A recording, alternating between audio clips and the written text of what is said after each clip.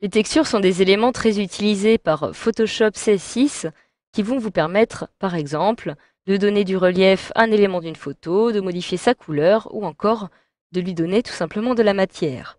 Vous pouvez ainsi décider, par exemple, de modifier un tissu, comme c'est le cas avec le maillot du gardien qui apparaît sur cette image, en ajoutant une texture.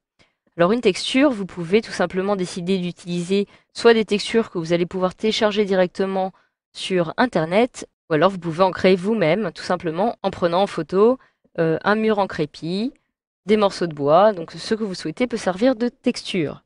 Donc je souhaiterais ici justement modifier le maillot du gardien qui apparaît. Donc, dans un premier temps, je vais dupliquer mon image en réalisant un clic droit, dupliquer le calque, puis je clique sur OK pour travailler sur cette copie.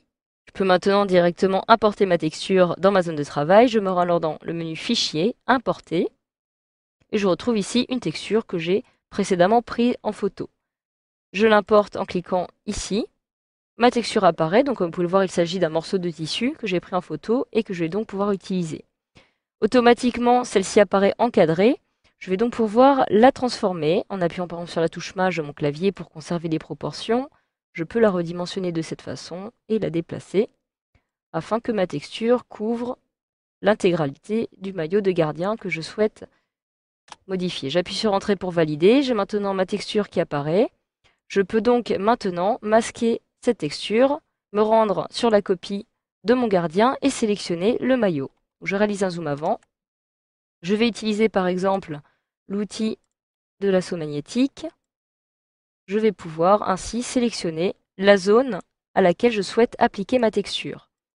Je la sélectionne plus ou moins rapidement, comme ceci.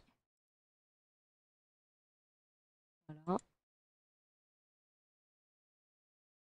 Toute la partie orange du maillot du gardien va donc être modifiée. Donc il va falloir aussi, de la même façon par la suite, que je détourne les chiffres, donc le chiffre 30 qui apparaît sur ce maillot.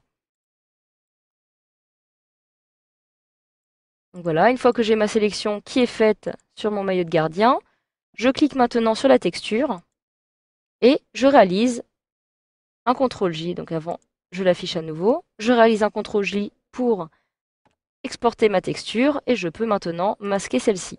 Donc ma texture qui apparaît, je la masque à nouveau pour détourer maintenant en cliquant sur Arrière-plan Copie. Cette fois-ci, le chiffre 30, puisque sur celui-ci, je ne vais pas appliquer de texture.